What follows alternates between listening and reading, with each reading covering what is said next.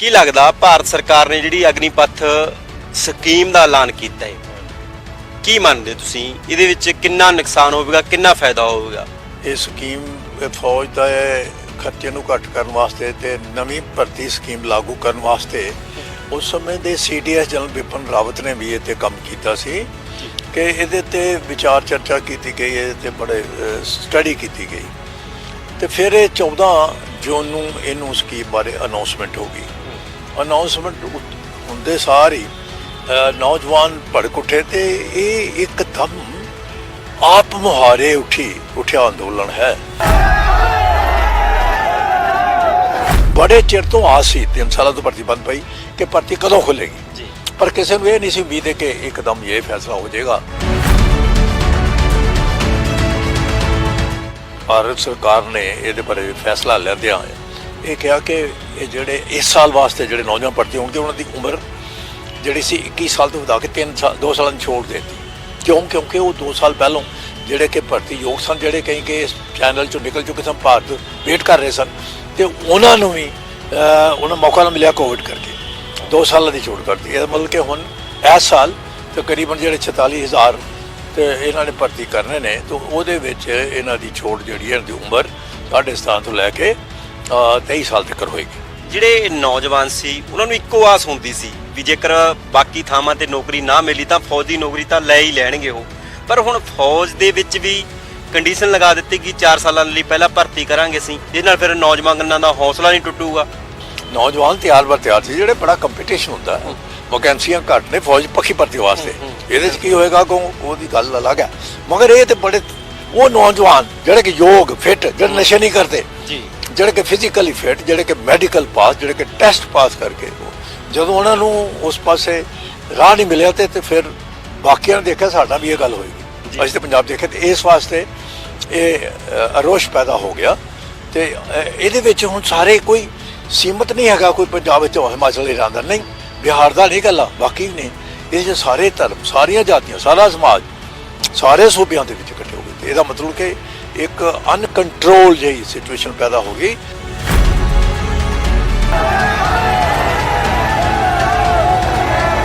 ਹੁਣ ਮਹਿੰਦਰਾ ਗਰੁੱਪ ਦਾ ਜਿਹੜਾ ਬਿਆਨ ਆਇਆ, ਉਹ ਕਹਿੰਦੇ ਵੀ ਜਿਹੜੇ ਅਗਨੀਪਥ ਸਕੀਮ ਦੇ ਅਧੀਨ ਕੰਮ ਕਰਨਗੇ ਨੌਜਵਾਨ, ਅਸੀਂ ਉਹਨਾਂ ਨੂੰ ਕੰਮ ਕਰਨ ਦਾ ਮੌਕਾ ਦੇਵਾਂਗੇ, ਫਿਰ ਇਹ ਪ੍ਰਾਈਵੇਟੀਕਰਨ ਨਹੀਂ ਹੋ ਰਿਹਾ, ਫਿਰ ਇਹਨਾਂ ਨੌਜਵਾਨਾਂ ਦਾ ਹੋਵੇਗਾ ਫਿਰ ਬਾਅਦ ਵਿੱਚ। ਦੇਖੋ ਇਹਨਾਂ ਦੇ ਬਾਅਦ 'ਚ ਤੇ ਫਿਰ ਬੜਾ ਮੁਸ਼ਕਿਲ ਹੈ ਨਾ, ਕੋਈ ਅਸ਼ੋਰਡ ਜੌਬ ਗਰੰਟੀ ਨਹੀਂ ਹੈ। ਜਾਂ ਤੇ ਗਵਰਨਮੈਂਟ ਜੋ ਹੈ ਇਹਦੇ ਬਾਰੇ ਪਾਰਲੀਮੈਂਟ 'ਚ ਐਕਟ ਪਾਸ ਕਰੇ ਕਿ ਅਸੀਂ ਇਹਨਾਂ ਨੂੰ ਕੁਆਲੀਫਿਕੇਸ਼ਨ ਤਜਰਬੇ ਮੁਤਾਬਕ ਜੌਬ ਦੇਵਾਂਗੇ, ਕਿਤੇ ਜਾਂ ਅਸ਼ੋਰਡ ਜੌਬ। ਹੁਣ ਮਹਿੰਦਰਾ ਵੱਲੋਂ ਕਹਿ ਦਿਓ, ਦੂਜੇ ਵੱਲੋਂ ਕਹਿ ਦਿਓ, ਸਾਰੇ ਵੈਸੇ ਤਾਂ ਕਹਿ ਰਹੇ ਹੋਮ ਮਿਨਿਸਟਰੀ ਵੱਲੋਂ ਵੀ ਕਹੀ ਜਾ ਰਿਹਾ, ਮਿਨਿਸਟਰੀ ਆਫ ਡਿਫੈਂਸ ਵੱਲੋਂ ਵੀ ਕਹੀ ਜਾ ਰਿਹਾ ਕਿ ਅਸੀਂ ਪਬਲਿਕ ਸੈਕਟਰ ਦੂਜੇ ਦਰਜੇ ਇਹਨੂੰ ਜੌਬ ਕਰਨਗੇ। ਕਿਹੜੀ ਜੌਬ ਮਿਲੇਗੀ? ਜਿਹੜੇ ਕਿ 12 ਪਾਸ ਜਮਾਤ ਮੈਕਸਿਮਮ ਇਸ ਵਾਸਤੇ, ਔਰ ਉਸ ਉਮਰ 'ਚ ਉਹ ਬੜੀ ਡੈਲੀਕੇਟ ਉਮਰ ਹੁੰਦੀ ਹੈ ਜਦੋਂ ਕਿ ਅਗਲੇ ਨੌਜਵਾਨਾਂ ਨੇ ਅੱਗੋਂ ਆਪਣੀ ਕੁਆਲੀਫਿਕੇਸ਼ਨ ਇੰਪਰੂਵ ਕਰਨੀ। ਅੱਜ ਕੱਲ੍ਹ without graduation, without technical qualification, without medical, non medical ਤੇ ਕਿੱਥੇ ਜਾਣਗੇ? ਤੇ ਇਸ ਵਾਸਤੇ ਉਹ ਸਿਕਿਉਰਿਟੀ ਜੌਬ ਵਾਸਤੇ ਉਹ ਕਹਿ ਰਹੇ ਨੇ ਤੇ ਇਹਦਾ ਪ੍ਰਭਾਵ ਤੇ ਉਹਨਾਂ ਦੇ ਪਏਗਾ ਹੀ ਪਏਗਾ। ਸਤਿ ਸ਼੍ਰੀ ਅਕਾਲ ਜੀ, ਤੁਸੀਂ ਡੀਫੈਪ ਚੈਨਲ ਪੰਜਾਬੀ ਦੇਖ ਰਹੇ ਹੋ, ਮੈਂ ਹਾਂ ਕੁਲਦੀਪ ਸਿੰਘ ਭੋੜੇ। ਭਾਰਤ ਸਰਕਾਰ ਦੇ ਵੱਲੋਂ ਅਗਨੀਪਥ ਸਕੀਮ ਦਾ ਐਲਾਨ ਕੀਤਾ ਗਿਆ ਹੈ, ਜਿਸ ਦੇ ਤਹਿਤ 4 ਸਾਲਾਂ ਦੇ ਲਈ ਭਾਰਤ ਦੀਆਂ ਸੈਨਾਵਾਂ ਦੇ ਵਿੱਚ ਨੌਜਵਾਨਾਂ ਦੀ ਭਰਤੀ ਕੀਤੀ ਜਾਵੇਗੀ 4 ਸਾਲਾਂ ਦੇ ਲਈ। ਪਰ ਇਸ ਦੇ ਐਲਾਨ ਤੋਂ ਬਾਅਦ ਪੂਰੇ ਮੁਲਕ ਦੇ ਵਿੱਚ ਬਵਾਲ ਮਚਿਆ ਹੋਇਆ ਹੈ। ਨੌਜਵਾਨ ਸੜਕਾਂ ਤੇ ਉਤਰੇ ਹੋਏ ਨੇ, ਰੇਲ ਗੱਡੀਆਂ ਸਾੜ ਦਿੱਤੀਆਂ ਵਿਰੋਧ ਦੇ ਵਿੱਚ, ਬੱਸਾਂ ਵੀ ਸਾੜ ਦਿੱਤੀਆਂ। ਸਾਡੇ ਨਾਲ ਭਾਰਤੀ ਫੌਜ ਦੇ ਸਾਬਕਾ ਬ੍ਰਿਗੇਡੀਅਰ ਨੇ ਕੁਲਦੀਪ ਸਿੰਘ ਕਾਲੋਂ, ਗੱਲਬਾਤ ਕਰਾਂਗੇ ਕਿ ਨੌਜਵਾਨਾਂ ਉਹਨਾਂ ਦਾ ਕਿੰਨਾ ਨੁਕਸਾਨ ਹੋਵੇਗਾ, ਕਿੰਨਾ ਫਾਇਦਾ ਹੋਵੇਗਾ, ਇਹਨਾਂ ਦਾ ਇਸ ਮਸਲੇ ਤੇ ਕੀ ਰਿਐਕਸ਼ਨ ਹੈ, ਇਹ ਵਿਰੋਧ ਕਰਦੇ ਨੇ ਜਾਂ ਪੱਖ ਦੇ ਵਿੱਚ ਨੇ, ਗੱਲਬਾਤ ਕਰਦੇ ਹਾਂ। ਕਾਲੋ ਸਾਹਿਬ, ਬਹੁਤ ਬਹੁਤ ਸਵਾਗਤ ਹੈ ਡੀਫੈਪ। Thank you very much. Thank you, ਬਹੁਤ ਬਹੁਤ ਧੰਨਵਾਦ। ਕੀ ਲੱਗਦਾ ਭਾਰਤ ਸਰਕਾਰ ਨੇ ਜਿਹੜੀ ਅਗਨੀਪਥ ਸਕੀਮ ਦਾ ਐਲਾਨ ਕੀਤਾ ਹੈ, ਕੀ ਮੰਨਦੇ ਤੁਸੀਂ ਇਹਦੇ ਵਿੱਚ ਕਿੰਨਾ ਨੁਕਸਾਨ ਹੋਵੇਗਾ, ਕਿੰਨਾ ਫਾਇਦਾ ਹੋਵੇਗਾ? ਡਿਟੇਲ 'ਚ ਥੋੜਾ ਸਕੀਮ ਬਾਰੇ ਵੀ ਦੱਸ ਦਿਓ। ਇਹ ਸਕੀਮ ਜਿਹੜੀ ਹੈ ਐਕਚੁਅਲੀ ਬੜੇ ਲੰਮੇ ਅਰਸੇ ਤੋਂ, ਤਕਰੀਬਨ 3 ਸਾਲਾਂ ਤੋਂ ਇਹ ਸਕੀਮ ਫੌਜ ਦਾ ਖਰਚੇ ਨੂੰ ਘੱਟ ਕਰਨ ਵਾਸਤੇ ਤੇ ਨਵੀਂ ਭਰਤੀ ਸਕੀਮ ਲਾਗੂ ਕਰਨ ਵਾਸਤੇ ਉਸ ਸਮੇਂ ਦੇ ਸੀਡੀਐਸ ਜਨਰਲ ਬਿਪਨ ਰਾਵਤ ਨੇ ਵੀ ਇਹ 'ਤੇ ਕੰਮ ਕੀਤਾ ਸੀ ਔਰ ਉਹਨਾਂ ਨੇ ਟੂਰ ਆਫ ਡਿਊਟੀ 3 ਸਾਲਾਂ ਵਾਸਤੇ ਇਹਦੀ ਰਿਕਮੈਂਡੇਸ਼ਨ ਦਿੱਤੀ ਸੀਗੀ। ਉਹ ਉਸੇ ਨੂੰ ਮੋਡੀਫਿਕੇਸ਼ਨ ਕਰਕੇ ਤੇ ਪਿਛਲੇ ਤਕਰੀਬਨ 2 ਸਾਲਾਂ ਤੋਂ ਜੋ ਕਿ ਸੈਨਾ ਮੁਖੀ ਕਰ ਰਹੇ ਨੇ, ਖਾਸ ਤੌਰ ਤੇ ਐਡਮਿਰਲ ਜੋ ਨੇਵੀ ਦੇ ਨੇ, ਕਿ ਇਹਦੇ ਤੇ ਵਿਚਾਰ ਚਰਚਾ ਕੀਤੀ ਗਈ, ਇਹਦੇ ਤੇ ਬੜੇ ਸਟੱਡੀ ਕੀਤੀ ਗਈ ਤੇ ਫਿਰ ਇਹ 14 ਜੂਨ ਨੂੰ ਇਹਨੂੰ ਸਕੀਮ ਬਾਰੇ ਅਨਾਉਂਸਮੈਂਟ ਹੋ ਗਈ। ਅਨਾਉਂਸਮੈਂਟ ਹੁੰਦੇ ਸਾਰ ਹੀ ਨੌਜਵਾਨ ਭੜਕ ਉੱਠੇ ਤੇ ਇਹ ਇੱਕਦਮ ਆਪ ਮੁਹਾਰੇ ਉੱਠਿਆ ਅੰਦੋਲਨ ਹੈ। ਇਹ ਕੋਈ ਕਿਸੇ ਨਿਸ਼ਚਿਤ ਕੋਈ ਨੇਤਾ ਨਹੀਂ ਇਹਦਾ, ਬਿਲਕੁਲ, ਕਿਉਂਕਿ ਇਹ ਤੇ ਪੂਰੇ ਦੇਖੋ ਕਿਤੇ ਘੱਟ ਕਿਤੇ ਵੱਧ ਵੀ ਕੁਝ ਨਹੀਂ, ਪੰਜਾਬ 'ਚ ਬੜਾ ਘੱਟ ਇਹਦਾ ਹੋਇਆ ਰਿਐਕਸ਼ਨ, ਉਹਦੀ ਗੱਲਬਾਤ ਬਾਅਦ 'ਚ ਕਰ ਦੱਸਾਂਗੇ। ਮਗਰ ਬਾਕੀ ਸੂਬਿਆਂ 'ਚ ਤੇ ਬਿਹਾਰ ਦੇ ਵਿੱਚ ਜੋ ਕੋਈ ਤੁਸੀਂ ਹੁਣ ਗੱਲ ਕੀਤੀ ਆ, ਅੱਗ ਫੂਕ ਵਾਲੀਆਂ ਕਾਰਵਾਈਆਂ ਹੋਣ ਲੱਗੀਆਂ, ਤੇਲੰਗਾ ਤੀਕਰ ਉੱਥੇ ਸਾਰੇ, ਕਿਉਂ ਇਹ ਨੌਜਵਾਨ ਸਾਰੀ ਜਗ੍ਹਾ ਪ੍ਰਭਾਵਿਤ ਹੈ। ਜਿਸ ਤਰ੍ਹਾਂ ਫੌਜ ਜੋ ਇੱਕ ਕਿ ਜਿਹੜੀ ਜਵਾਨਾਂ ਦੀ ਭਰਤੀ ਹੈ ਇਸ ਵੇਲੇ ਮੌਜੂਦਾ ਜਵਾਨਾਂ ਦੀ ਭਰਤੀ ਵਾਸਤੇ ਆਲ ਇੰਡੀਆ ਰਿਕਰੂਟੇਬਲ ਮੇਲ ਪਾਪੂਲੇਸ਼ਨ ਦੇ ਆਧਾਰ ਤੇ ਹੁੰਦੀ ਹੈ, ਜਿਹਦੇ ਵਿੱਚ ਰੈਜੀਮੈਂਟੇਸ਼ਨ ਤੇ ਉਹ ਕੋਟਾ ਅਲੱਗ ਹੈ, ਮਗਰ ਸਾਰਿਆਂ ਧਰਮਾਂ, ਸਮਾਜ, ਵਰਗ, ਪਰ ਕਿਸੇ ਦਾ ਵੀ ਹੋਏ, ਕੋਈ ਵੀ ਕਿਸੇ ਸੂਬੇ ਦਾ ਹੋਏ, ਕਿਸੇ ਪ੍ਰਾਂਤ, ਉਹ ਇਹ 'ਚ ਭਰਤੀ ਜੇ ਸਾਲ ਅਸਲ ਉਹਦੀ ਕੰਡੀਸ਼ਨ ਹੁੰਦੀ ਹੈ। ਅਫਸਰਾਂ ਦੀ ਭਰਤੀ ਮੈਰਿਟ ਦੇ ਹਿਸਾਬ ਨਾਲ ਹੁੰਦੀ ਹੈ ਤੇ ਉਹਦੀ ਅਨੁਪਾਤ ਦੇ ਸਾਹਮਣੇ। ਇਸ ਵਾਸਤੇ ਸਾਰਿਆਂ ਵਿੱਚ ਬੜੇ ਚਿਰ ਤੋਂ ਆਸ ਸੀ, 3 ਸਾਲਾਂ ਤੋਂ ਭਰਤੀ ਬੰਦ ਪਈ ਕਿ ਭਰਤੀ ਕਦੋਂ ਖੁੱਲੇਗੀ, ਪਰ ਕਿਸੇ ਨੂੰ ਇਹ ਨਹੀਂ ਸੀ ਉਮੀਦ ਹੈ ਕਿ ਇੱਕਦਮ ਇਹ ਫੈਸਲਾ ਹੋ ਜਾਏਗਾ ਕਿ ਇਹਨੂੰ ਜਿਹੜਾ ਇਹ ਇੱਕ ਆਰਜ਼ੀ ਤੌਰ ਤੇ ਪਹਿਲੋਂ 4 ਸਾਲਾਂ ਵਾਸਤੇ, ਫਿਰ ਵੀ ਇਹਦੇ 'ਚੋਂ 25% ਜਿਹੜੇ ਨੇ ਪੱਕੇ ਕੀਤੇ ਜਾਣ, ਦੁਬਾਰਾ ਭਰਤੀ ਕੀਤੇ ਜਾਣਗੇ ਤੇ 75% ਜਿਹੜੇ ਨੇ ਉਹ ਬਾਹਰ ਚਲੇ ਜਾਣਗੇ। ਉਹ ਫਿਰ ਜਦੋਂ ਇੱਕਦਮ ਇਹਦਾ ਹੋ ਗਿਆ, ਇੱਕਦਮ ਧਮਾਕਾ ਹੀ ਹੋ ਗਿਆ ਤੇ 16 ਜੂਨ ਨੂੰ ਦੇਰ ਰਾਤ ਨੂੰ ਭਾਰਤ ਸਰਕਾਰ ਨੇ ਇਹਦੇ ਬਾਰੇ ਫੈਸਲਾ ਲੈਂਦਿਆਂ ਇਹ ਕਿਹਾ ਕਿ ਇਹ ਜਿਹੜੇ ਇਸ ਸਾਲ ਵਾਸਤੇ ਜਿਹੜੇ ਨੌਜਵਾਨ ਭਰਤੀ ਹੋਣਗੇ ਉਹਨਾਂ ਦੀ ਉਮਰ ਜਿਹੜੀ ਸੀ 21 ਸਾਲ ਤੋਂ ਵਧਾ ਕੇ 2 ਸਾਲਾਂ ਦੀ ਛੋੜ ਦੇਤੀ। ਕਿਉਂਕਿ ਉਹ 2 ਸਾਲ ਪਹਿਲੋਂ ਜਿਹੜੇ ਕਿ ਭਰਤੀ ਯੋਗ ਸਨ, ਜਿਹੜੇ ਕਈ ਕਿ ਇਸ ਚੈਨਲ 'ਚੋਂ ਨਿਕਲ ਚੁੱਕੇ ਸਨ, ਭਾਰਤ ਵੇਟ ਕਰ ਰਹੇ ਸਨ, ਤੇ ਉਹਨਾਂ ਨੂੰ ਵੀ ਉਹਨਾਂ ਮੌਕਾ ਨਾ ਮਿਲਿਆ ਕੋਵਿਡ ਕਰਕੇ 2 ਸਾਲਾਂ ਦੀ ਛੋਟ ਕਰਤੀ। ਇਹਦਾ ਮਤਲਬ ਕਿ ਹੁਣ ਇਸ ਸਾਲ ਤਕਰੀਬਨ ਜਿਹੜੇ 46,000 ਤੇ ਇਹਨਾਂ ਨੇ ਭਰਤੀ ਕਰਨੇ ਨੇ, ਤਾਂ ਉਹਦੇ ਵਿੱਚ ਇਹਨਾਂ ਦੀ ਛੋਟ ਜਿਹੜੀ ਹੈ, ਇਹਨਾਂ ਦੀ ਉਮਰ 7.5 ਤੋਂ ਲੈ ਕੇ 23 ਸਾਲ ਤੱਕ ਹੋਏਗੀ ਔਰ ਤਨਖਾਹ ਵਗੈਰਾ 30,000 ਤੋਂ ਸ਼ੁਰੂ ਕਰਕੇ ਫਿਰ ਵਧੀ ਜਾਏਗੀ। ਮਗਰ ਇਹਦੇ ਵਿੱਚ ਬੜੇ ਸਵਾਲ, ਜਦੋਂ ਕੋਈ ਇਸ ਕਿਸਮ ਦੀ ਜਦੋਂ ਵੀ ਕੋਈ ਚੇਂਜ ਆਉਂਦੀ ਹੈ, ਬਦਲਾਅ ਆਉਂਦਾ, ਨੀਤੀ 'ਚ ਬਦਲਾਅ ਹੋ, ਸਮਾਜ 'ਚ ਬਦਲਾਅ, ਉਹਦਾ ਵਿਰੋਧੀ ਹੁੰਦਾ ਤੇ ਚੰਗੇ ਪਹਿਲੂ ਹੁੰਦੇ ਨੇ। ਹੁਣ ਸਰਕਾਰ ਤੇ ਕਹਿ ਰਹੀ ਹੈ ਕਿ ਭਾਈ ਇਹ 'ਚ ਕੋਈ ਸ਼ੱਕ ਨਹੀਂ, ਥੋੜਾ ਰੁਜ਼ਗਾਰ ਵੀ ਚਾਂਸਸ ਤੇ ਹੈ ਨੇ। ਪਰ ਕਾਲੂ ਸਾਹਿਬ, ਜਿਹੜੇ ਨੌਜਵਾਨ ਸੀ ਉਹਨਾਂ ਨੂੰ ਇੱਕੋ ਆਸ ਹੁੰਦੀ ਸੀ ਵੀ ਜੇਕਰ ਬਾਕੀ ਥਾਵਾਂ ਤੇ ਨੌਕਰੀ ਨਾ ਮਿਲੀ ਤਾਂ ਫੌਜ ਦੀ ਨੌਕਰੀ ਤਾਂ ਲੈ ਹੀ ਲੈਣਗੇ ਉਹ, ਪਰ ਹੁਣ ਫੌਜ ਦੇ ਵਿੱਚ ਵੀ ਕੰਡੀਸ਼ਨ ਲਗਾ ਦਿੱਤੀ ਕਿ 4 ਸਾਲਾਂ ਲਈ ਪਹਿਲਾਂ ਭਰਤੀ ਕਰਾਂਗੇ ਅਸੀਂ, ਇਹਦੇ ਨਾਲ ਫਿਰ ਨੌਜਵਾਨਾਂ ਦਾ ਹੌਸਲਾ ਨਹੀਂ ਟੁੱਟੂਗਾ। ਨਹੀਂ, ਇਹ ਵਾਸਤੇ ਨਹੀਂ ਸੀ ਕਿ ਨੌਜਵਾਨ ਨੂੰ ਉੱਥੇ ਫੌਜ ਭਰਤੀ ਜ਼ਰੂਰੀ ਕੀਤਾ ਜਾਏ, ਇਹ ਕੋਈ ਹੋਰ ਕਿਤੇ ਨਾ ਮਿਲੀ ਤੇ ਨਾ, ਇਹਦੇ ਵਾਸਤੇ ਤਿਆਰੀ ਕਰ ਰਹੇ ਸੀ ਨੌਜਵਾਨ, ਤਿਆਰ ਸੀ। ਜਿਹੜੇ ਬੜਾ ਕੰਪੀਟੀਸ਼ਨ ਹੁੰਦਾ, ਵੈਕੈਂਸੀਆਂ ਘੱਟ ਨੇ ਫੌਜ ਪੱਕੀ ਭਰਤੀ ਵਾਸਤੇ, ਇਹਦੇ 'ਚ ਕੀ ਹੋਏਗਾ ਅੱਗੋਂ ਉਹਦੀ ਗੱਲ ਅਲੱਗ ਹੈ।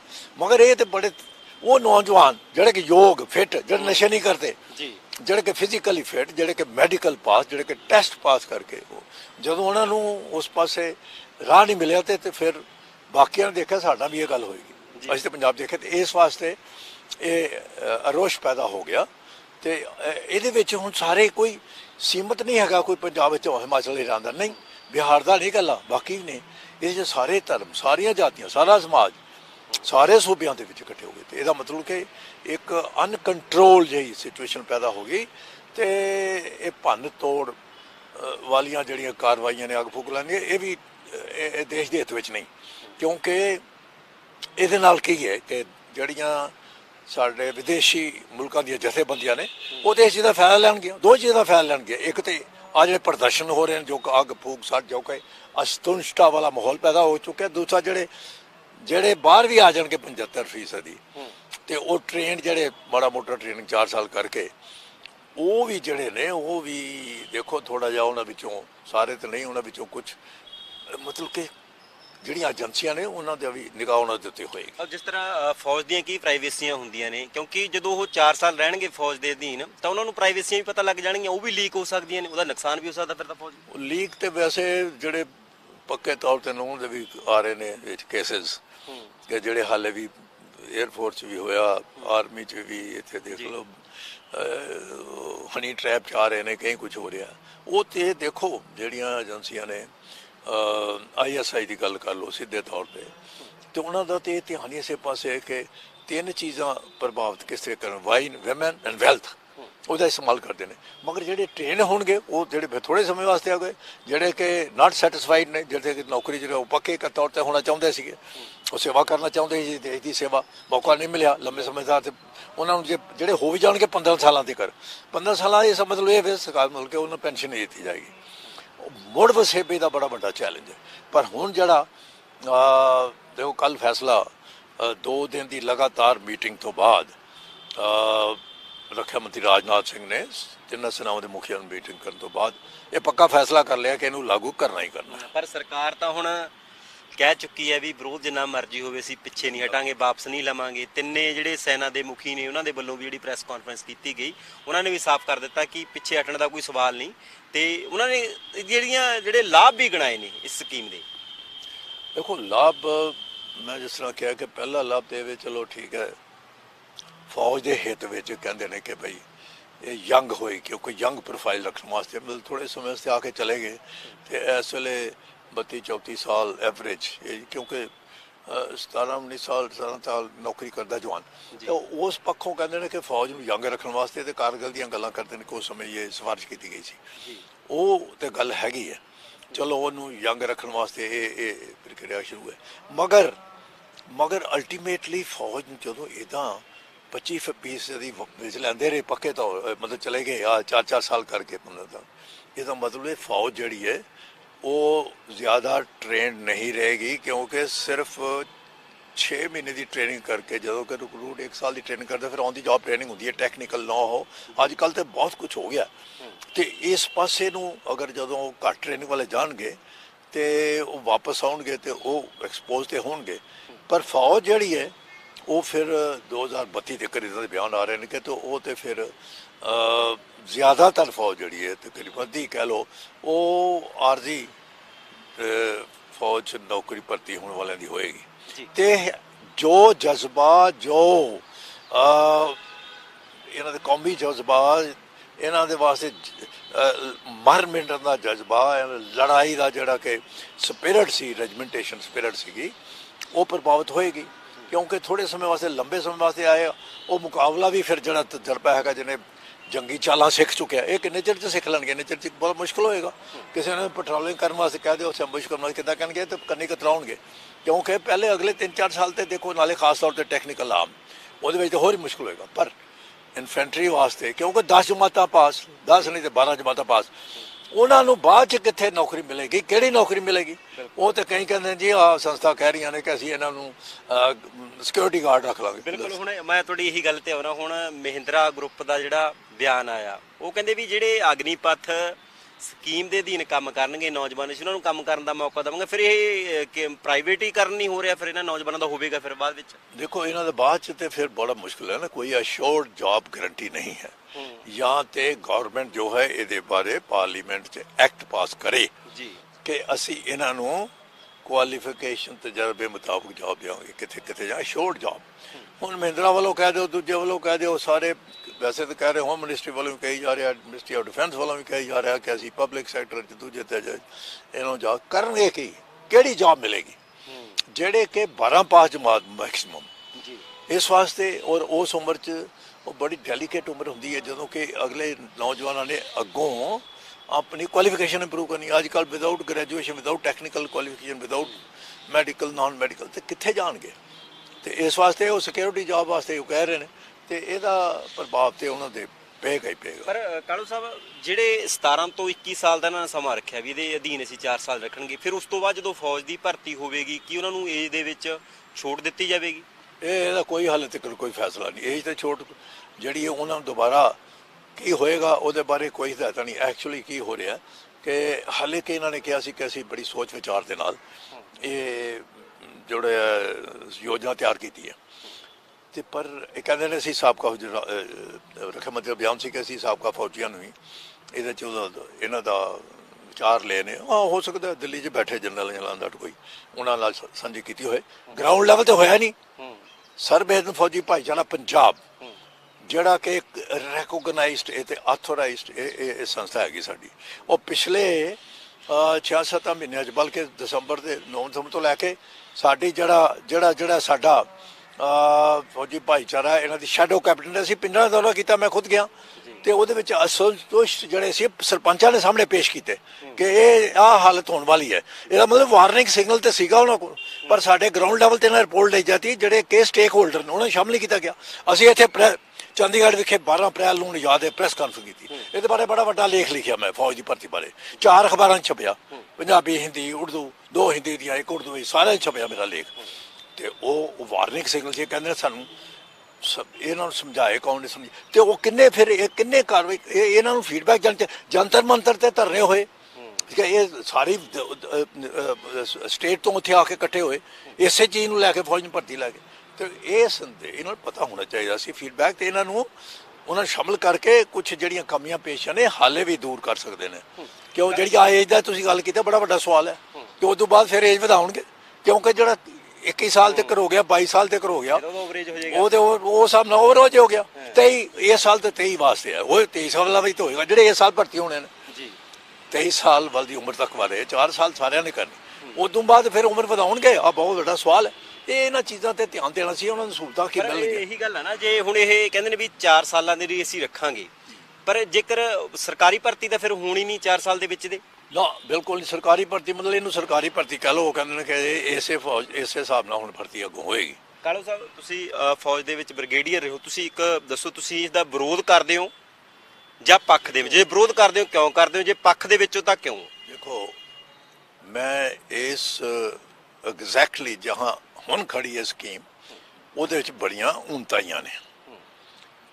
ਜੇ ਉਹਨਾਂ ਨੂੰ ਦੂਰ ਕਰ ਲਿਆ ਜਾਵੇ, ਜਿਵੇਂ ਕਿ ਇੱਕ ਐਗਜ਼ਾਮਪਲ ਲੈਣਾ, ਉਮਰ ਦੀ ਤੁਸੀਂ ਗੱਲ ਕਰ ਚੁੱਕੇ ਹੋ, ਅਗਰ ਇਹਦੇ ਵਿੱਚ ਟੈਕਨੀਕਲ ਆਰਮ ਸਰਵਿਸਿਜ਼ ਜਿਹੜੀਆਂ ਹੈ ਨਾ ਆਰਮੀ ਦੇ ਵਿੱਚ, ਚਲੋ ਟੈਕਨੀਕਲ ਵੀ ਕਾਫੀ ਹੈ, ਸਿਗਨਲ ਹੈ, ਜਿੱਦਾਂ ਹੁਣ ਸਿਗਨਲ ਦੇ ਇੱਕ ਹਵਲਦਾਰ ਦੀ ਬਿਹਾਰ ਦੀ ਜਿਹੜਾ ਕਿ 4 ਸਾਲ ਟ੍ਰੇਨਿੰਗ ਕਰ ਚੁੱਕਿਆ, ਉਦੋਂ ਬਾਅਦ ਸਿਗਨਲ ਇੱਕ ਟੈਕਨੀਕਲ ਆਰਮ ਹੈ, ਤੇ ਉਹਦੇ ਵਿੱਚ ਉਹਨੇ ਕਿਹਾ ਕਿ ਉਹ ਕਹਿੰਦਾ ਕਿ ਮੈਂ ਤੇ 4 ਸਾਲ ਤੇ ਮੈਂ ਪਹਿਲਾਂ ਸਿੱਖਣ 'ਚ ਲੱਗੇ, ਫਿਰ 4 ਸਾਲ ਮੈਂ ਪ੍ਰੈਕਟੀਕਲ ਟ੍ਰੇਨਿੰਗ ਤਾਂ ਜਾ ਕੇ ਮੈਂ ਕਾਬਲ ਹੋਇਆ। ਇਸ ਦਾ ਮਤਲਬ ਇਹ ਵੇ ਕਿ ਜਦੋਂ ਤੱਕ ਉਹਨਾਂ ਨੂੰ ਉਨੀ ਸਿਖਲਾਈ ਨਹੀਂ ਮਿਲਦੀ ਤੇ ਇਹ ਫਿਰ ਪੱਕੇ ਕਿੱਦਾਂ ਉਹ ਹੋਣਗੇ ਕਿੱਥੇ ਜਾਣਗੇ। ਇਨਫੈਂਟਰੀ 'ਚ ਮੈਂ ਕਿਹਾ ਹਾਂ ਉਹਨਾਂ ਸਕੋਪ, ਤੇ ਇਸ ਵਾਸਤੇ ਉਨਤਾਈਆਂ ਬਹੁਤ ਨੇ ਤੇ ਉਹਨਾਂ ਨੂੰ ਜੇ ਤੁਸੀਂ ਇਹਨੂੰ ਗ੍ਰੈਜੂਏਸ਼ਨ ਲੈਵਲ ਤੇ ਲੈ ਜਾਂਦੇ ਹੋ ਟੈਕਨੀਕਲ ਆਰਮ ਵਾਸਤੇ, ਇਹਨੂੰ ਅਲੱਗ-ਅਲੱਗ ਕਰ ਦਿਓ, ਇਹਨੂੰ ਕਹੋ ਕਿ ਅਸੀਂ ਟੈਕਨੀਕਲ ਆਰਮ ਵਾਸਤੇ ਨੇਵੀ ਹਵਾਈ ਜਹਾਜ਼ ਉਡਾਉਣੇ, ਉੱਥੇ ਇਲੈਕਟ੍ਰੀਕਲ ਇੰਜੀਨੀਅਰ ਦੀ, ਮਕੈਨੀਕਲ ਸਾਰਿਆਂ ਦੀ ਲੋੜ ਦੀ, ਤੇ ਉਹਦੇ ਵਾਸਤੇ ਜੇਕਰ ਅਲੱਗ ਕੁਆਲੀਫਿਕੇਸ਼ਨ ਰੱਖੇ ਉੱਥੇ ਕਰ ਦੇਣ ਤੇ ਇਸ ਕਿਸਮ ਦੀਆਂ ਉਨਤਾਈਆਂ ਦੂਰ ਹੋ ਜਾਣ ਤੇ ਚਲੋ ਕਿਸੇ ਹੱਦ ਤੱਕ ਜਾਂਦਿਆਂ ਨੂੰ ਰੁਜ਼ਗਾਰ ਮਿਲ ਸਕਦਾ। ਮਗਰ ਜਿੱਥੇ ਹੁਣ ਖੜੀ ਹੈ ਸਕੀਮ, ਇਹਦੇ ਵਿੱਚ ਬਹੁਤ ਸਾਰਾ ਜਿਹੜਾ ਨਾ ਇਹ ਜੋ ਪ੍ਰਦਰਸ਼ਨਕਾਰੀ ਨੇ, ਹਾਲੇ ਕਿ ਅਸੀਂ ਅਪੀਲ ਕਰਦੇ ਹਾਂ ਕਿ ਨਾ ਤੇ ਕਿਉਂਕਿ ਜਵਾਨ ਕੁਝ ਖੁਦ ਕਰ ਰਹੇ ਨੌਜਵਾਨ ਇਸੇ ਸਿਲਸਿਲੇ ਨੂੰ ਲੈ ਕੇ ਜਿਹੜੇ ਤਿਆਰੀ ਕਰ ਰਹੇ ਸਨ, ਜਿਹੜੇ ਫਿੱਟ ਸਨ, ਜਿਹਨਾਂ ਨੂੰ ਮੌਕਾ ਨਹੀਂ ਮਿਲਿਆ ਉੱਥੇ ਭੇਜ ਕਰਕੇ, ਤੇ ਨਾ ਤੇ ਜਵਾਨਾਂ ਨੂੰ ਮੈਂ ਅਪੀਲ ਕਰਦਾ, ਨੌਜਵਾਨਾਂ ਨੂੰ, ਨਾ ਤੇ ਖੁਦਕਸ਼ੀਆਂ ਨਾਲ ਮਸਲਾ ਹੱਲ ਹੋਣਾ, ਨਾ ਸਾੜ ਫੂਕ ਨਾਲ ਮਸਲਾ ਹੱਲ ਹੋਣਾ। ਇਹ ਬਹੁਤ ਵਧੀਆ ਸੂਚਨਾ ਪ੍ਰਸਾਰਣ ਮੰਤਰੀ ਜਿਹੜਾ ਹੈ ਨਾ, ਉਹਨੇ ਆਫਰ ਕੀਤਾ ਹੁਣ ਕੇਂਦਰੀ ਨੇ ਕਿ ਭਾਈ ਅਸੀਂ ਗੱਲਬਾਤ ਕਰਨ ਸੱਦਾ ਦਿੰਦੇ, ਤਾਂ ਬੜੀ ਚੰਗੀ ਗੱਲ ਹੈ। ਮੈਂ ਸਮਝਦਾ ਜੇ ਗੱਲਬਾਤ ਹੁੰਦੀ ਹੈ, ਨੁਮਾਇੰਦਗੀ ਕਰੇਗਾ ਕੌਣ? ਹੁਣ ਸਾਰੇ ਦੇਸ਼ ਭਰ 'ਚ ਨੇ, ਤੇ ਆਪ ਮੁਹਾਰੇ ਕੋਈ ਲੀਡਰ ਤੇ ਕੋਈ ਆਰਗੇਨਾਈਜ਼ ਨਹੀਂ। ਹਾਂ, ਸਿਆਸਤ ਵਿੱਚ ਗਰਮਾ ਰਹੀ ਹੈ ਤਾਂ ਨਜਾਇਜ਼ ਫਾਇਦਾ ਵੀ ਲੈ ਰਹੇ ਨੇ, ਮਗਰ ਸਾਰੇ ਜਿੰਨੇ ਵੀ ਹੁਣ ਐਸੇ ਲੱਗੇ ਨੇ ਉਹ ਸਾਰੇ ਭਰਤੀ ਯੋਗ ਤੇ ਨਹੀਂ, ਸਾਰੇ ਭਰਤੀ ਦੇ ਤੇ ਵਿੱਚ ਦੂਸਰੇ ਵੀ ਹੈਗੇ ਨੇ। ਇਸ ਵਾਸਤੇ ਜਿਹੜੀਆਂ ਉਨਤਾਈਆਂ ਨੇ ਦੂਰ ਕਰਕੇ ਤੇ ਗਰਾਊਂਡ ਲੈਵਲ ਤੇ ਸੁਝਾਅ ਲੈ ਜਾਣ ਸਾਡੇ ਵਰਗੇ ਵੱਲੋਂ, ਜਿਹਨਾਂ ਦੀ ਅਸੀਂ ਗਰਾਊਂਡ ਲੈਵਲ ਸਾਡੇ ਕੋਲ ਰਿਪੋਰਟ ਹੈ ਕਿ ਕਿੱਦਾਂ ਐਸੇ। ਤੁਹਾਨੂੰ ਲੱਗਦਾ ਕਿ ਸਰਕਾਰ ਨੇ ਥੋੜੀ ਜਿਹੀ ਜਲਦਬਾਜ਼ੀ ਕਰ ਲਈ? ਜਿਸ ਤਰ੍ਹਾਂ ਨੋਟਬੰਦੀ ਸੀ, GST ਸੀ, ਖੇਤੀ ਕਾਨੂੰਨ ਸੀ, ਉਦੋਂ ਵੀ ਵਿਰੋਧ ਦਾ ਸਾਹਮਣਾ ਕਰਨਾ ਪਿਆ ਭਾਰਤ ਦੇ ਲੋਕਾਂ ਦਾ, ਹੁਣ ਨੌਜਵਾਨਾਂ ਦੇ ਵਿਰੋਧ ਦਾ ਸਾਹਮਣਾ ਲੱਗਦਾ ਨਹੀਂ ਤੁਹਾਨੂੰ ਵੀ ਗਰਾਊਂਡ ਲੈਵਲ ਤੇ ਜਾਂ ਤਾਂ ਸਾਬਕਾ ਫੌਜੀਆਂ ਦੀ ਰਾਏ ਲਈ ਜਾਂਦੀ, ਜਿਹੜੇ ਨੌਜਵਾਨ ਨੇ ਭਰਤੀ ਹੋਣਾ ਚਾਹੁੰਦੇ ਨੇ, ਨੌਜਵਾਨਾਂ ਦਾ ਵੀ ਪੱਖ ਲਿਆ ਜਾਂਦਾ, ਫਿਰ ਉਸ ਤੋਂ ਬਾਅਦ ਐਲਾਨ ਕੀਤਾ ਜਾਂਦਾ? ਬਿਲਕੁਲ ਇਹ 'ਚ ਕੋਈ ਸ਼ੱਕ ਨਹੀਂ। ਪਾਰਟੀਕੂਲਰ ਨੇਵੀ 'ਚ ਬਾਰ-ਬਾਰ ਇੰਟਰਵਿਊ ਦੇ ਰਹੇ ਨੇ ਕਿ 2 ਸਾਲ ਤੱਕ ਅਸੀਂ ਇੱਥੇ ਸਟੱਡੀ ਕੀਤੀ ਹੈ। ਉਹ ਠੀਕ ਹੈ, ਇਜ਼ਰਾਈਲ 'ਚ 2 ਵਾਸਤੇ ਹੈ ਤੇ ਚਾਈਨਾ 'ਚ ਤੇ ਹੈ ਨਹੀਂ, ਪਾਕਿਸਤਾਨ 'ਤੇ ਹੈ ਨਹੀਂ ਇਹ ਭਰਤੀ, ਉਹ ਲੋੜ ਦੇ ਮੁਤਾਬਕ ਹੁੰਦੀ ਹੈ ਜਿਹੜੀ ਆਰਜੀ ਭਰਤੀ ਹੈ ਕਈ ਮੁਲਕਾਂ 'ਚ। ਰਸ਼ੀਆ 'ਚ ਵੀ ਜੋ ਯੂਕਰੇਨ 'ਚ ਹੋਇਆ, ਉਹ ਉਹਨਾਂ ਨੇ ਪਹਿਲਾਂ ਭਰਤੀ ਕਰਦੇ ਸੀ ਜਬਰੀ ਭਰਤੀ, ਉਹ ਜਦੋਂ ਦੇਖਿਆ ਕਿ ਉਹ ਤੇ ਫੜੇ ਜਾ ਰਹੇ ਨੇ ਉਹ ਤੇ ਜੰਗੀ ਕੈਦੀ ਕਰ ਜ਼ਿਆਦਾ ਕੈਜੁਅਲਟੀਜ਼ ਹੋ ਰਹੀਆਂ ਨੇ ਉਹਨਾਂ ਬੰਦ ਕਰਤੀ। ਮੇਰਾ ਕਹਿਣ ਤੋਂ ਮਤਲਬ ਇਹ ਵੇ ਕਿ ਇਹ ਤੁਸੀਂ ਪਹਿਲੋਂ ਇਹਦੇ ਬਾਰੇ ਨੌਜਵਾਨਾਂ ਤੋਂ ਜਿਹੜੇ ਪ੍ਰਭਾਵਿਤ ਨੇ ਉਹਨਾਂ ਦਾ ਫੀਡਬੈਕ ਲੈਂਦੇ। ਇਹ ਸਿਰਫ ਸੈਨਾ ਤੇਰੇ ਸਲਾਮਾਂ ਮੁਖੀ ਠੀਕ ਹੈ ਆਪਣੀ ਹਿਸਾਬ ਨਾਲ ਠੀਕ ਨੇ ਉਹ ਯੋਗਤਾ ਹੈਗੀ ਉਹਨਾਂ ਦੀ ਹੈਗੀ ਪਰ ਆਹ ਸਕੀਮ ਲਾਗੂ ਤੇ ਗਰਾਊਂਡ ਲੈਵਲ ਤੇ ਹੋਣੀ ਹੈ। ਇਹ ਤੇ ਜਿਹਨੇ ਜਾ ਕੇ ਗਰਾਊਂਡ 'ਚ ਦੇਖਣਾ ਕੀ ਹਾਲਤ ਹੈ ਨੌਜਵਾਨ ਦੀ ਜਿਹੜੀ ਉਹਨਾਂ ਦੀ ਕੋਈ ਨੁਮਾਇੰਦਗੀ ਕਰਦਾ ਜਿਹੜੇ ਕਿ ਸਾਡੀ ਇੱਕ ਗੈਰ ਸਿਆਸੀ ਸੰਸਥਾ ਹੈ। ਮੈਂ ਸਿਰਫ ਆਪਣੀ ਗੱਲ ਦਾ ਨਹੀਂ ਕਰਦੇ ਹੋਰ ਬਹੁਤ ਨੇ ਗੱਲ ਤੇ ਸਾਰੇ ਪੂਰੇ ਸਮਾਜ ਦੀ ਕਰਨੀ ਹੈ ਗੱਲ ਤੇ ਪੂਰੇ ਦੇਸ਼ ਦੀ ਕਰਨੀ ਹੈ। ਦੇਸ਼ ਪ੍ਰਤੀ ਜਜ਼ਬਾ ਪੈਦਾ ਕਰਨਾ ਹੈ ਤੇ ਉਹਨੂੰ ਸੁਣੋ ਇਹ ਗ੍ਰੈਜੂਅਲੀ ਕਰਨਾ ਚਾਹੀਦਾ। ਪਹਿਲੋਂ ਤੇ ਇੱਕ ਐਜ਼ ਏ ਪਾਇਲਟ ਪ੍ਰੋਜੈਕਟ ਹੁੰਦਾ ਉਹ ਭਰਤੀ ਬੰਦ ਨਾ ਹੁੰਦੀ ਸਾਈਮਲਟੇਨੀਅਸਲੀ ਜਿਹਨਾਂ ਨੂੰ ਚਾਂਸ ਨਹੀਂ ਮਿਲ ਜਾਂਦਾ 2 ਸਾਲ ਤੇ ਉਹਨਾਂ ਵਾਸਤੇ ਜਿਹੜੇ ਭਰਤੀ ਲਈ ਫਿੱਟ ਹੋ ਗਏ ਸਨ ਜਿਹੜਾ ਉਹਨਾਂ ਕੇ ਬੁਲਾਇਆ ਨਹੀਂ ਗਿਆ ਕੋਵਿਡ ਕਰਕੇ ਉਹਨਾਂ 2 ਸਾਲ ਵਧਾ ਕੇ ਤੇ ਉਹਨਾਂ ਨੂੰ ਭਰਤੀ ਕਰਦੇ ਨਾਲ ਨਾਲ ਉਹ ਪੱਕੀ ਭਰਤੀ ਜਾਂਦੀ ਤੇ ਇਹ ਆਸਤਾ ਆਸਤਾ ਕਰਦੀ। ਇਹਨੂੰ ਜਲਦਬਾਜ਼ੀ ਤੁਰੰਤ ਲਾਗੇ ਕਰਕੇ 45,000 50,000 ਕਰ ਲੈਣੇ ਨੇ। 1 ਲੱਖ ਤੇ ਪਹਿਲਾਂ ਹੀ ਫੌਜੀ ਘੱਟ 60,000 ਹਰ ਸਾਲ ਰਿਟਾਇਰ ਹੁੰਦੇ ਨੇ। ਇਹਦਾ ਮਤਲਬ ਇਹ ਵੇ ਕਿੰਨੀ ਘਾਟ ਹੁੰਦੀ ਜਾਏਗੀ।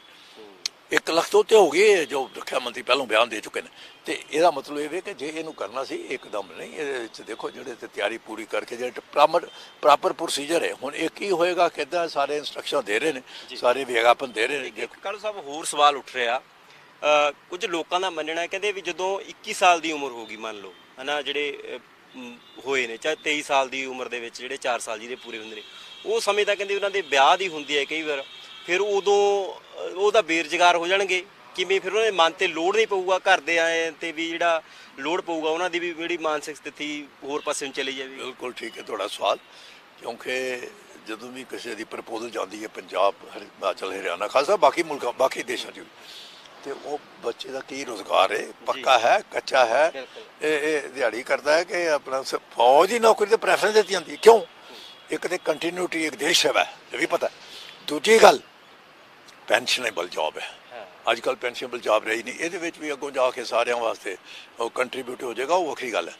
ਇਸ ਵਾਸਤੇ ਉਹ ਵਿਚਾਰੇ ਜਿਹਨੇ ਸ਼ਾਦੀ ਕਰਨੀ ਉਹ 2 ਸਾਲਾਂ ਬਾਅਦ ਕੋਨੇ ਪੁੱਛਣਾ ਜੇ ਸ਼ਾਦੀ ਜਿੱਥੇ ਗੱਲਬਾਤ ਤੈਅ ਵੀ ਹੋਈ ਟੁੱਟ ਪੱਟ ਜਾਏਗੀ ਠੀਕ ਹੈ ਇਹ ਅਸਰ ਪਏਗਾ ਸਮਾਜ 'ਤੇ ਅਸਰ ਪਏਗਾ ਉਹਨਾਂ ਫਿਰ ਇਹਨਾਂ ਨੇ ਇਹ ਤੋਂ ਇਲਾਵਾ ਜਿਹੜੇ ਫੌਜੀ ਪਰਿਵਾਰ ਜਿਹੜੇ ਨੇ ਇਹ ਤੇ ਪ੍ਰਭਾਵਿਤ ਨੇ ਜਿਹੜੇ ਇਹ ਤੇ ਡਿਪੈਂਡੈਂਟ ਨੇ ਉਹੀ ਪ੍ਰਭਾਵ ਹੋਣਗੇ ਤੇ ਪੂਰੇ ਸਮਾਜ 'ਤੇ ਅਸਰ ਪਏਗਾ ਇਹ 'ਚ ਕੋਈ ਸ਼ੱਕ ਨਹੀਂ। ਉਹ ਨੌਜਵਾਨ ਦੇ ਭਵਿੱਖ ਦਾ ਵੀ ਜਿਹੜਾ ਕਿਉਂਕਿ ਉਹਨਾਂ ਨੇ ਕੁਆਲੀਫਿਕੇਸ਼ਨ ਦੀ ਕੋਈ ਖਾਸ ਹਾਲਤ ਨਾ ਕੀਤੀ ਇਸ ਵਾਸਤੇ ਮੈਂ ਸਮਝਾਂ ਇਸ ਸਕੀਮ ਨੂੰ ਪਾਇਲਟ ਪ੍ਰੋਜੈਕਟ ਦੇ ਤੌਰ 'ਤੇ ਅੰਤ ਵਿੱਚ ਕਹਿਣਾ ਚਾਹੁੰਦਾ ਬੇਸ਼ੱਕ ਜਾਰੀ ਰੱਖਣ ਪਰ ਜਿਹੜੀ ਪੱਕੀ ਭਰਤੀ ਉਹ ਬੰਦ ਨਾ ਹੋਵੇ ਤੇ ਨੌਜਵਾਨਾਂ ਨੂੰ ਅਸੀਂ ਬਾਰ-ਬਾਰ ਅਪੀਲ ਕਰਦੇ ਹਾਂ ਕਿ ਇਹ ਰਸਤਾ ਨਾ ਅਪਣਾਉਣ ਇਹਦੇ ਨਾਲ ਮਸਲਾ ਹੱਲ ਨਹੀਂ ਜੇ ਹੋਣ ਵਾਲਾ। ਕਿਸਾਨਾਂ ਦੀ ਤਰ੍ਹਾਂ ਸ਼ਾਂਤਮਈ ਢੰਗ ਨਾਲ ਤੁਸੀਂ ਸਭ ਕੁਝ ਕਰ ਸਕਦੇ ਹੋ ਤੇ ਤੁਹਾਡੇ ਨੁਮਾਇੰਦੇ ਜਿਹੜੇ ਨੇ ਉਹਨਾਂ ਦੇ ਜ਼ਰੀਏ ਤੁਸੀਂ ਆਵਾਜ਼ ਬੁਲਾਓ। ਤੁਹਾਡੀ ਜਥੇਬੰਦੀ ਵੀ ਵਿਰੋਧ ਉਤਰੇਗੀ ਫਿਰ ਜੇਕਰ ਨਾ ਹੋਇਆ ਫਿਰ ਨਹੀਂ ਵਿਰੋਧ ਨਹੀਂ ਇਹਦੇ ਵਿੱਚ ਨਾ ਅਸੀਂ ਵਿਰੋਧ ਨਾ ਪੱਖ 'ਚ ਅਸੀਂ ਤੇ ਸੁਝਾਅ ਦੇਣ ਵਾਲੇ ਹਾਂ ਕਿ ਕਿੱਦਾਂ ਇਹਨੂੰ ਕਾਮਯਾਬ ਕਰਨਾ ਦੇਸ਼ ਦੀ ਖਾਤਰ ਜੇ ਕੁਝ ਕਾਮਯਾਬੀ ਜੇ ਕੋਈ ਨੌਜਵਾਨਾਂ ਨੂੰ ਕਾਮਯਾਬ ਕਰਨਾ ਕੋਈ ਇਹਨਾਂ ਪੱਕਾ ਰੁਜ਼ਗਾਰ ਦੇਣਾ ਤਾਂ ਇਸ ਦੇ ਲਈ ਕੋਈ ਪੱਤਰ ਲਿਖੋਗੇ ਆਉਣ ਵਾਲੇ ਸਮੇਂ ਦੇ ਵਿੱਚ ਕੋਈ ਚਿੱਠੀ ਲਿਖੋ ਵੀ ਲਿਖ ਚੁੱਕੇ ਹਾਂ ਉਹ ਅਸੀਂ ਪ੍ਰੈਸ ਕਾਨਫਰੰਸ ਕਰਕੇ ਮੇਰੇ ਕੋਲ ਪ੍ਰੈਸ ਨੋਟ ਕਈ ਅਖਬਾਰਾਂ ਛਪਿਆ ਵੀ ਜਦੋਂ ਮੇਰੀਆਂ ਅਖਬਾਰਾਂ ਦੇ ਵਿੱਚ 4 ਅਖਬਾਰਾਂ 'ਚ ਲੱਖਾਂ ਦੀ ਗਿਣਤੀ 'ਚ ਲੇਖ ਛਪ ਚੁੱਕਿਆ ਪਹਿਲੋਂ ਦੀ ਗੱਲ ਕਰਦਾ ਔਰ ਸੁਝਾਅ ਦਿਆਂਗੇ ਜ਼ਰੂਰ ਦਿਆਂਗੇ ਮੰਗਣਗੇ ਤਾਂ ਸੁਝਾਅ ਦਿਆਂਗੇ ਇਨਵੋਲਵ ਕਰਨਗੇ ਸਾਨੂੰ ਮੀਟਿੰਗ 'ਚ ਬੁਲਾਉਣਗੇ ਤੇ ਜ਼ਰੂਰ ਜਾਵਾਂਗੇ ਦੱਸਾਂਗੇ ਕਿ ਗਰਾਊਂਡ ਲੈਵਲ ਸਥਿਤੀ ਕੀ ਹੈ ਕੀ ਚਾਹੀਦਾ ਕੀ ਹੋਣਾ ਚਾਹੀਦਾ ਜਿਹੜਾ ਕਿ ਦੇਸ਼ ਤੇ ਫੌਜ ਦੇ ਔਰ ਨੌਜਵਾਨ ਦੇ ਹਿੱਤ ਵਿੱਚ ਹੋਏਗਾ ਅਸੀਂ ਉਹ ਗੱਲ ਕਰਨੀ ਹੈ। ਧੰਨਵਾਦ ਬਹੁਤ ਥੈਂਕ ਯੂ ਵੈਰੀ ਮਚ। ਇਹ ਸਨ ਸਾਬਕਾ ਬ੍ਰਿਗੇਡੀਅਰ ਕੁਲਦੀਪ ਸਿੰਘ ਕਾਹਲੋਂ ਜਿਨ੍ਹਾਂ ਦੇ ਵੱਲੋਂ ਪੂਰੀ ਡਿਟੇਲ ਦੇ ਨਾਲ ਜੋ ਭਾਰਤ ਸਰਕਾਰ ਨੇ ਅਗਨੀਪਥ ਸਕੀਮ ਜਾਰੀ ਕੀਤੀ ਆ ਉਹਦੀ ਜਾਣਕਾਰੀ ਦਿੱਤੀ ਗਿਆ। ਸਾਫ਼ ਕਿਹਾ ਇਹਨਾਂ ਨੇ ਕਿ ਕਮੀਆਂ ਬਹੁਤ ਨੇ ਸਕੀਮ ਦੇ ਅੰਦਰ। ਜਦੋਂ ਭਾਰਤ ਸਰਕਾਰ ਨੇ ਸਕੀਮ ਨੂੰ ਲਾਂਚ ਕਰਨਾ ਸੀ ਜਾਰੀ ਕਰਨਾ ਸੀ ਤਾਂ ਸਭ ਤੋਂ ਪਹਿਲਾਂ ਸਾਬਕਾ ਫੌਜੀਆਂ ਦੀ ਰਾਏ ਲਈ ਜਾਂਦੀ ਜਿਹੜੇ ਨੌਜਵਾਨ ਨੇ ਭਾਰਤ ਦੇ ਉਹਨਾਂ ਦੀ ਰਾਏ ਲਈ ਜਾਂਦੀ ਵੀ ਕਿਹੜੀਆਂ ਕਮੀਆਂ ਨੇ ਆਪਾਂ ਪਹਿਲਾਂ ਹੀ ਦੂਰ ਕਰ ਲਏ ਕਿਉਂਕਿ ਜਦੋਂ ਵੀ ਕੇਂਦਰ ਸਰਕਾਰ ਨੇ ਕੋਈ ਵੀ ਕਾਨੂੰਨ ਬਣਾਇਆ ਚਾਹੇ ਤਾਂ ਉਹ ਨੋਟਬੰਦੀ ਕੀਤੀ ਹੋਵੇ GST ਲਿਆਂਦੀ ਹੋਵੇ ਖੇਤੀ ਕਾਨੂੰਨ ਲਿਆਂਦੇ ਹੋਣ ਕਿਸਾਨਾਂ ਦੇ ਲਈ ਅਕਸਰ ਹੀ ਜਿਹੜਾ ਵਿਰੋਧ ਦਾ ਸਾਹਮਣਾ ਭਾਰਤ ਸਰਕਾਰ ਨੂੰ ਕਰਨਾ ਪਿਆ ਹੈ।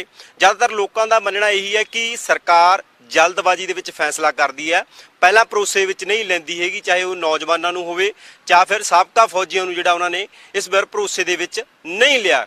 ਪਰ ਹੁਣ ਇਹਦਾ ਵਿਰੋਧ ਲਗਾਤਾਰ ਜਾਰੀ ਹੈ। ਸਾਫ਼ ਇਹਨਾਂ ਨੇ ਨੌਜਵਾਨਾਂ ਨੂੰ ਵੀ ਅਪੀਲ ਕੀਤੀ ਹੈ ਕਿ ਪੀਸਫੁਲ ਤਰੀਕੇ ਦੇ ਨਾਲ ਜਿਸ ਤਰ੍ਹਾਂ ਕਿਸਾਨਾਂ ਨੇ ਅੰਦੋਲਨ ਕੀਤਾ ਜੇਕਰ ਤੁਸੀਂ ਨੇ ਵਿਰੋਧ ਕਰਨਾ ਉਸ ਤਰੀਕੇ ਦੇ ਨਾਲ ਆਪਣਾ ਵਿਰੋਧ ਦਰਜ ਕਰਾਓ। ਕੈਮਰਾਮੈਨ ਜੌਨਸਨ ਦੇ ਨਾਲ ਕੁਲਦੀਪ ਸਿੰਘ ਪੋੜੇ D5 ਚੈਨਲ ਪੰਜਾਬੀ ਚੰਡੀਗੜ੍ਹ।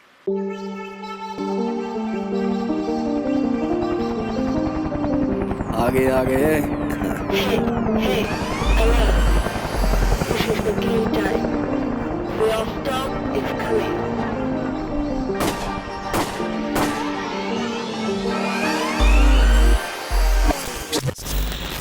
ਹੋਏਗੀ ਕਿਸਾਨਾਂ ਦੀ ਗੱਲ, ਨਵੀਂ ਖੇਤੀ ਮਸ਼ੀਨਾਂ, ਬੀਜਾਂ ਤੇ ਬਾਗਾਂ ਦੀ ਗੱਲ ਲੈ ਕੇ ਚੱਲਾਂਗੇ ਤੁਹਾਨੂੰ ਰੰਗਲੇ ਪੰਜਾਬ ਦੇ ਖੇਤਾਂ ਵੱਲ। ਦੇਖਣਾ ਨਾ ਭੁੱਲਣਾ ਸਾਡਾ ਖਾਸ program farming with Amarjeet Waraich, ਸੋਮਵਾਰ ਤੋਂ ਸ਼ੁੱਕਰਵਾਰ ਸਵੇਰੇ 7:30 ਵਜੇ D5 ਚੈਨਲ ਪੰਜਾਬੀ ਤੇ। ਕੀ ਹੁੰਦੀ ਹੈ ਜਮਾਬੰਦੀ, ਕਿਵੇਂ ਬਣਦੀ ਹੈ ਵਸੀਅਤ, ਜ਼ਮੀਨ ਜਾਇਦਾਦ ਦੇ ਹਰ ਮਸਲੇ ਤੇ ਕਰਾਂਗੇ ਚਰਚਾ। ਦੇਖਣਾ ਨਾ ਭੁੱਲਣਾ ਸਾਡਾ ਖਾਸ programme naibtehsildar.com। D5 channel Punjabi ਹੁਣੇ ਸਬਸਕ੍ਰਾਈਬ ਕਰੋ, ਬੈਲ ਆਈਕਨ ਤੇ ਕਲਿੱਕ ਕਰੋ।